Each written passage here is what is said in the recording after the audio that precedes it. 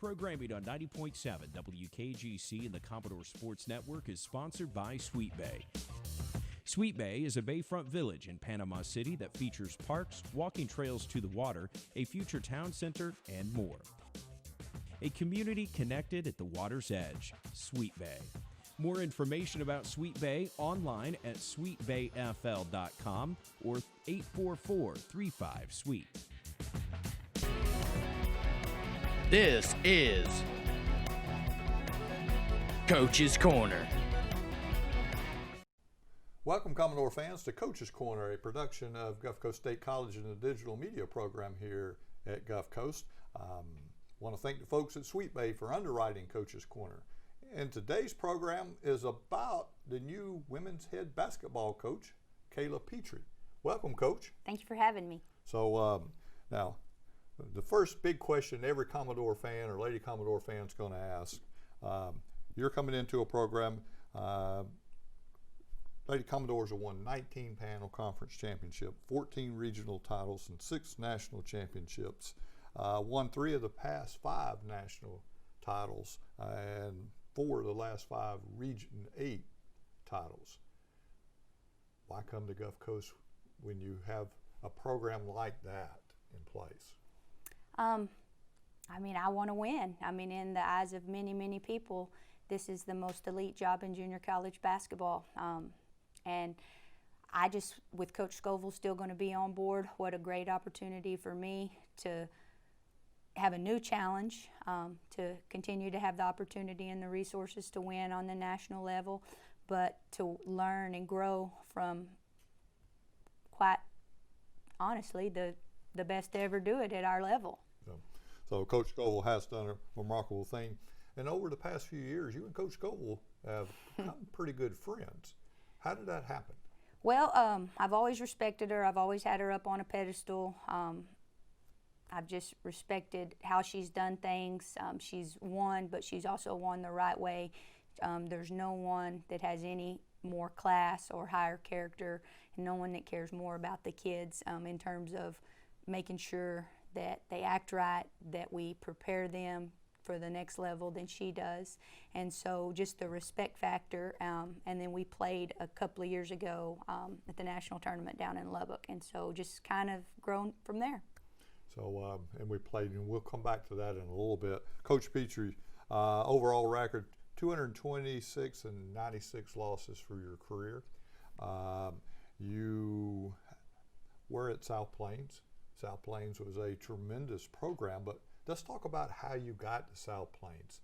You played high school ball and played in school, had some injuries. Let's talk about Coach Petree and how she got to that point.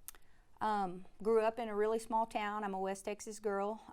Grew up in Cisco, town of about 3,500 people, where all you knew is kind of family and God and sports. And so that's kind of been my whole thing growing up. Dream was to go play for the Texas Tech Lady Raiders. At that time, they were one of the best in the country, and so did that and bounced around a little bit. I was able to. I worked for the Women's Basketball Coaches Association. The only time I've ever left Texas really was to go work in Atlanta, Georgia, for about 9 months. Did marketing and promotions for the Final Four that was in Boston right after I graduated, and so that was a good experience to network and learn and grow. But after I went to that first Final Four, I was like, I got to coach, I got to get back. So I took a job at New Mexico Junior College in Hobbs, right across the Texas border, and my first year there, and then had the opportunity to go be the head coach back at Cisco when I was about 25 years old. They hadn't won a game in 2 years, and it was a challenge. I was 25 years old, and so a lot of learning, a lot of growing, but we got that program rolling. And at that stage, there's a program, there's only place you can go is up, and you won over 100 games. Yes, sir. By the age of 30. Yes, sir. In a program that hadn't won a game in 2 years. Yes, sir. Coach Hearn was my coach when I played there. He had left and taken the job at Tarleton State, and so there was some changes and things, and it's a great program, great place, just kind of had some rocky years, and so to have the chance to go take that over and rebuild my alma mater and something that our town is very proud of, that was fun for me. And let's talk about that. You played there. In high school, you played every sport they were because it's a small school. And you had a little interesting, how did you get there? To junior college? This kind of is why I love junior college so much. No kid grows up dreaming of going to junior college, let's be honest. And so I was the same way. You know, I played my freshman and sophomore year, I was a recruited player. And then my junior year, I played 3 games, tore my right ACL.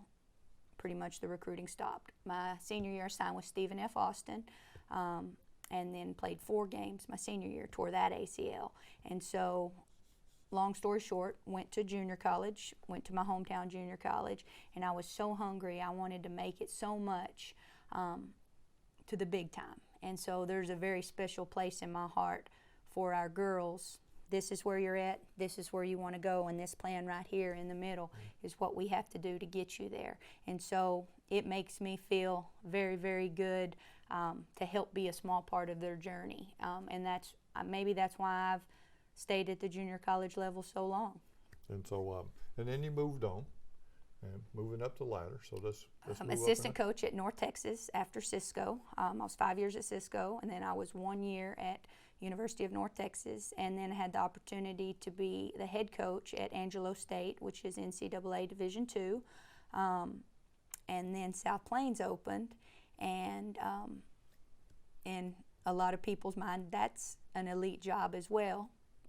Plus, I enjoyed my time in Lubbock, but they had great resources, great history, all the other sports competitive nationally, and so went there to have the chance to win a national championship. So in that case, but now after you left junior college, you went on to play at Texas Tech. Yes, sir. Yes, sir. 9 pros played on that game. 9 pros on the team our junior year. WNBA pros, not just overseas. I think we were ranked as high as number 2 in the country, made the NCAA Elite 8, nationally respected, learned a lot. Coach Sharp was a Hall of Famer. She coached the under 20 Olympic team, and just unbelievable person as well that I've had the opportunity to learn from. Really had great people in my corner. We're talking about my journey. I had Coach Hearn, unbelievable guy, won so many games at Cisco and at Tarleton. Then the guy that hired me at Cisco Junior College was a football coach. He was the USA Today National Coach of the Year, Midland Lee football. They powerhouse, Friday Night Lights. He was the rival school for that movie, but really successful. So he taught me a lot about coaching and people and all the stuff that has nothing to do with X's and O. Forever grateful for him, and then just the chance to be a college coach, because who wants to hire a 25-year-old kid? But thankfully he saw something in me and helped me along the way. And then when I was at Angelo State, Chris Beard was there. Everybody knows his success. He's now the men's coach at Texas Tech.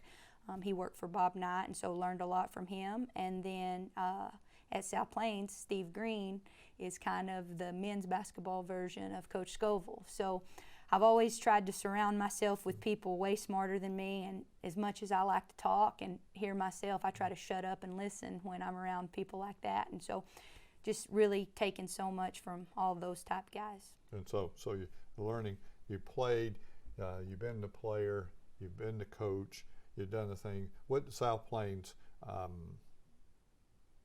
won 62 games in the past 2 seasons. Quite an accomplishment.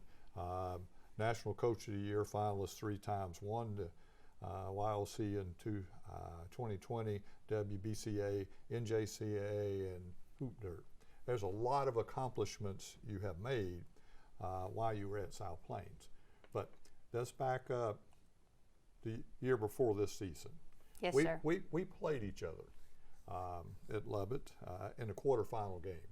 Yes, in sir. what was a battle class, should have been the championship game. Not saying the Lady Commodores went on to win that national championship. But it was a battle, and you tell folks, well, Coach Scoville just beat me. You lost by 2, a 1-possession game. Yes, sir. So in this case, a tremendous game. It was a great game. Almost every statistical category was even. For a junior college game, I think we both had 8 turnovers. I mean, everything was neck and neck. I mean, it truly was a game that came down to the last possession. We had a chance to win. Our All-American took a shot, got a great look, just didn't go in. But it was really, really fun. And those kids that were on that team, on both teams, there was nothing left, absolutely nothing left. It was what basketball is all about, and I'll never, ever forget it. Coach Scoville, I think, feels the same. We've talked about it a little bit, and so learned some stuff from that game. I've watched the film a lot, used it as motivation all of this past year. The score was 63-61, I believe. I had it written on the top of my notebook. I was going to find a way to get that possession back. Right. What could we do to advance our program and advance our team so we would be ready if we were in that situation again?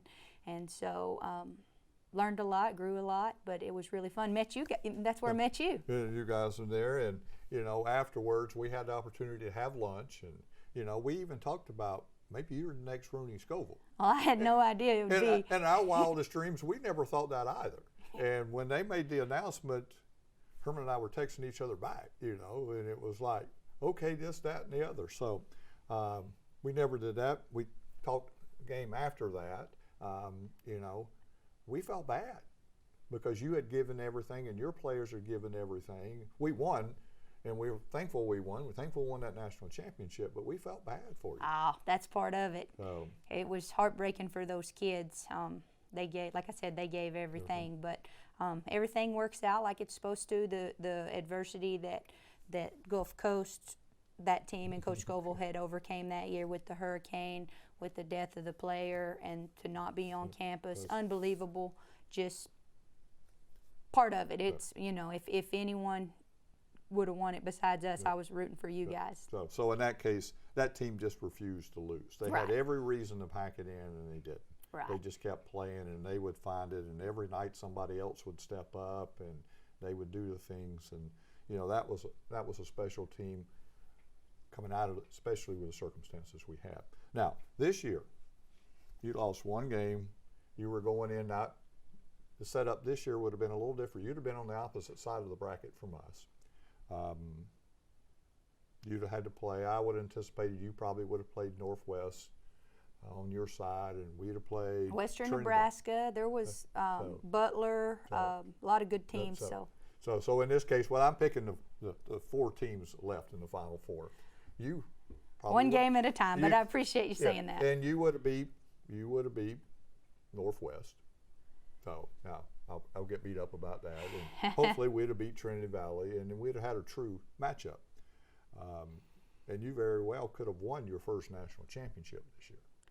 Yes, sir. I believe that Gulf Coast started the year ranked number 1 in the country for I don't know how many weeks, and then South Plains was ranked number 1 in the country for 5 or 6 weeks, and then when we dropped that last game, we dropped to 2, and Trinity Valley jumped us. We both had a loss to New Mexico, but we came in with the 2 seed. But it was good. I was very happy to be on the opposite side. So now you were a little nervous about that bracket because at one time they were talking about playing the games with nobody in the gym.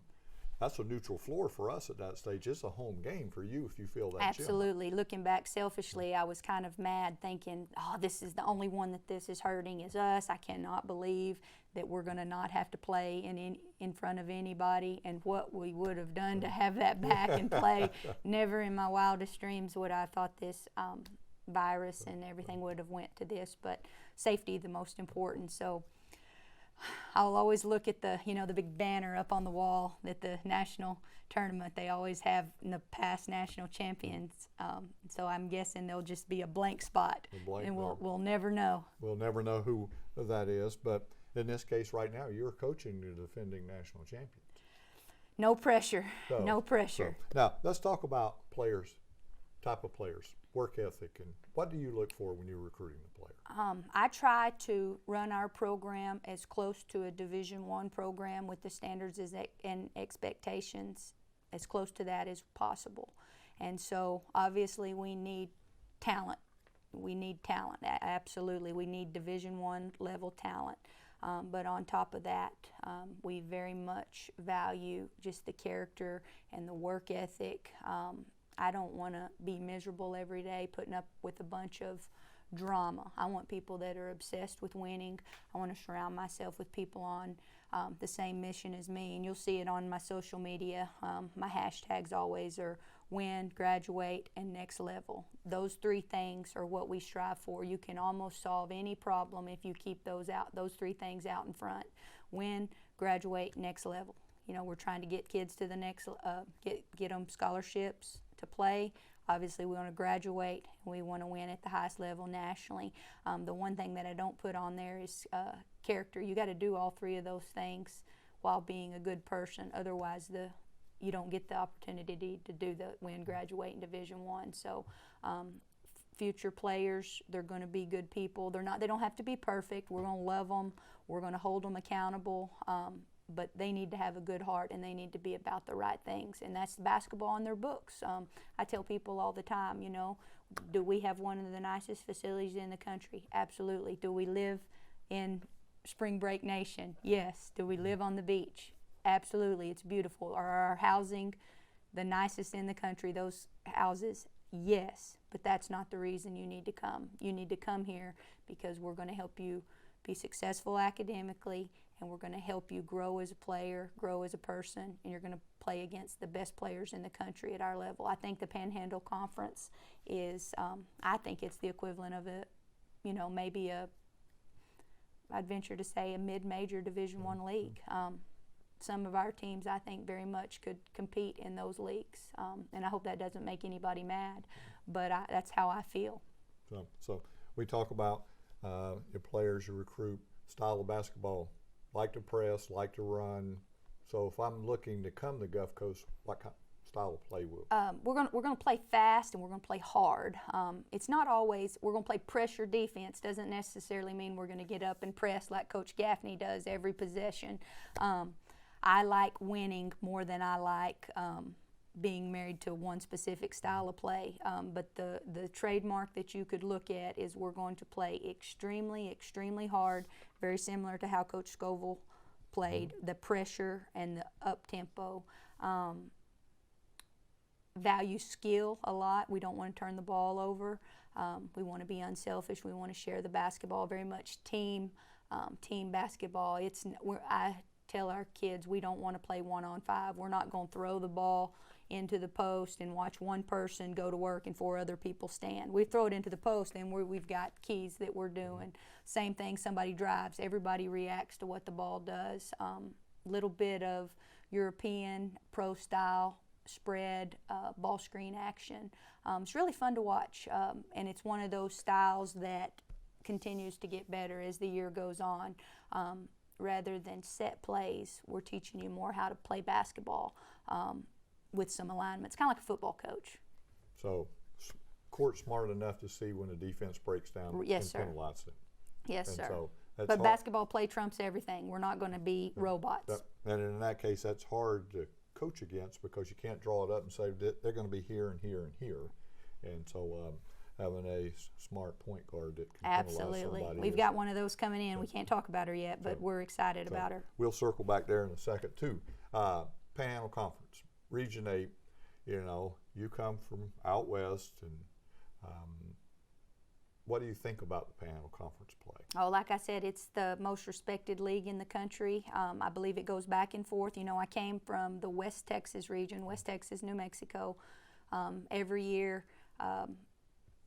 the top 10 teams in the country kind of come from those 2 leagues. Right. But this year in and year out, I believe the Panhandles won the last 5 or 6 national championships.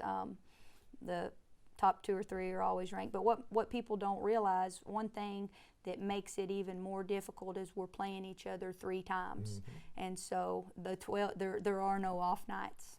You're playing, I said the league was the equivalent of a mid-major, you're playing against that every single night because all 5 teams are very, very talented, very well coached, a lot of respect for everyone in the league. It's a battle every night. And that's what happens in the national rankings. We start beating each other up. Now, there's a lot of respect in the poll too, and everybody realizes, hey, they're beating each other up. Right.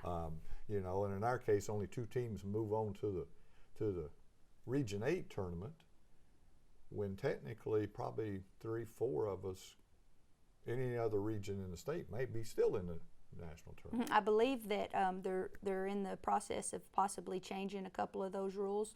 So hopefully, if all that transpires, the Panhandle, Region 8 will potentially be able to send more people, because with the one conference going away, the Region 8 has went from 4 conferences to 3. Oh. So that could potentially mean that 3 from the Panhandle could get in, and which very, very much that should happen, I believe. And that'll happen, and that will do that. The problem is, in the second round, you play somebody in the Panhandle Conference, Right. and then normally in the championship, you play them somebody else in the Panhandle Conference. So you played them 4 times now. And then you get to the national tournament, you potentially could play them again for the 5th time. Crazy. So in that case, it just makes it tough. But with the goal like ours, our goal is to win the national championship and be dominant nationally. That starts at home. So you gotta win. You gotta beat the best. So if that just happens to be somebody you've already played, you know, let's just go play. I don't ever gripe about that. Let's go win. It prepares you to get there. And used to when we got to Region 8. Panhandle Conference, but now the rest of the state of Florida, Florida Southwestern, Right. There's some other teams standing out there now that are very competitive. Definitely don't overlook any of those guys either, but just traditionally is how I was speaking. So in that case there. Now, you got here recruiting. Everybody wants to know what we can know. We know we're not going to tell you, you're not going to tell us who you're recruiting, because every other Panhandle Conference coach says, oh, what about this kid? But what can you tell us about? Well, I will say that this year has presented a lot of challenges that, you know, that we're still trying to navigate through. You know, with the COVID, I'm traditionally have been very heavy internationally recruiting tons of players from overseas. With the virus, you know, you don't want to load up, because if they don't get through, then you have a lot of empty spots that didn't get through from nothing that was their fault, not academics, just simply the borders being closed. The question that the NCAA is going back and forth on right now, they haven't ruled yet, is will there be will they let the Division I transfers transfer within to another Division I school without a set out year, you know? So a lot of times we were able to get the Division I transfers, but if they can go directly to another Division I school without setting out, we might potentially lose them. And then the thing that has hit us probably the hardest is we've been able to get academic non-qualifiers for one reason or another, either the SAT, ACT score, or core class something. If they didn't make the NCAA qualifier, we could get them, but the NCAA waived the test score requirement. So as long as they have their core classes, they can move on from high school. And so that erased, you know, when that actually passed, that erased a lot of our recruiting board. And so you just have to be a little more creative. It's a big old world out there. There's a lot of good players. And we're going to get the best because of who we are and what Coach Scoville and the program has done in the past. Everyone's like, does this kill junior college recruiting? No, it doesn't kill it. It makes it a little more challenging. You got to be more creative, but everyone is in the same boat. So we've got to beat Northwest Florida, Chipola, Tallahassee, Pensacola. They're in the same boat as us. So just challenges, but we're on the right path. I will say we've got 2 Division I transfers that I'm really excited about. We have 3 returners so far. Tatiana Jones, we call her Laboo, Sis Laboo, Fatou Sis. She has like 3 names, I'm still learning, but we call her Laboo. And then Layla Grant will be back. And so those 3. And then we've signed a couple of kids from high school level. So we've got a few more spots to fill, but things are looking up. Got a few really good ones that I'm chasing right now. It's very, very early. If we hadn't been off this whole time, it wouldn't feel so late. But I think everybody's kind of panicking a little bit. But if it was a normal year, and this is the new normal, we would be thinking, oh, we've got plenty of time, and we do. So we're doing that. In the panel conference, who do you think's got the best team coming back? Chipola and Northwest Florida obviously had tremendous seasons last year, and I know that they've both signed really, really good players. And then just having the returners. I think any team in the country that has a lot of returners, that sophomore leadership is always going to have a little bit better of an advantage. But, you know, I mean, Tallahassee and Pensacola are so well coached. You can never predict. You never ever know. In junior college, it's a one-year deal. You know, you can go from worst to first very easily, and then vice versa. So we'll see. It's like I said earlier, it's a battle every single night. The best coaches in the country, the best players in the country, should be the best games in the country every night. Now, South Plains, was it that tough in your conference out there? Yes. You know, New Mexico Junior College. Always there. Always. Odessa, Midland, and then the conference is big, and so you have some road games. Absolutely. Very, very tough, very, very good coaches, guys that have been there, that have all been to the national championship. Howard, Coach Diddle, has coached 40 years. I mean, it's very tough.